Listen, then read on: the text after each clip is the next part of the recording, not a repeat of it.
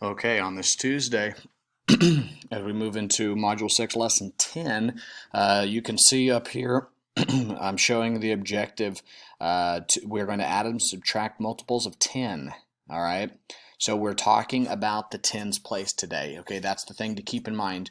We are really focused on the tens place. Okay, taking a look at the problem set, you'll notice that we'll need to have an idea of the amount of groups that we have.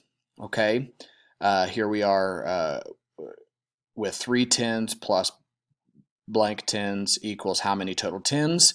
Okay, my thing I would tell you is make sure that you can see where the group is split. Okay, you know, for me, I split this here. I see 3 groups of 10 here, 2 groups of 10 there. Now, the big deal, again, just like when I use the hide 0 card, is to know that even though we have 2 groups of 10 here on the right side, that does not equal 2. That is 20 total. And so that is why we'll build this number bond and then a number sentence here. You'll notice as we build number sentences, and you'll build a number sentence on each long line underneath, or on each problem, that there will be nothing other than 0 in the ones place. Okay, we are not dealing with numbers other than 0 in the ones place. These will all be multiples of 10. Okay, again, when I look at the crayon boxes, you split it how your mind might see it. For me, I see an obvious split here between the top boxes and the bottom boxes.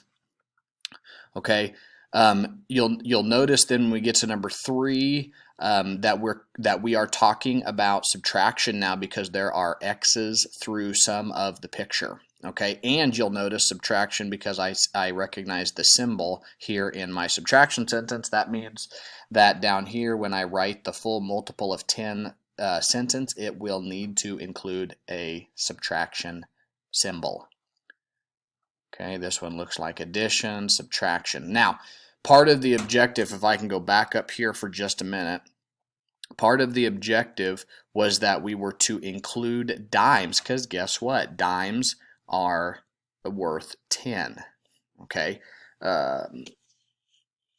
so the backside will deal with dimes. Okay, again, remember, on each problem, so for example, on the first one, there are 4 dimes here on the left side, but there are 4 dimes, but that, as you can see, equals 4D, not just 4, because each dime is worth 10. It's just like a long or a stick in base 10 blocks.